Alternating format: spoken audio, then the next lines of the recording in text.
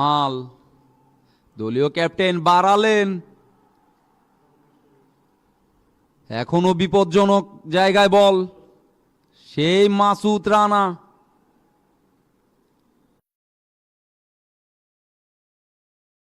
আবারও কামাল,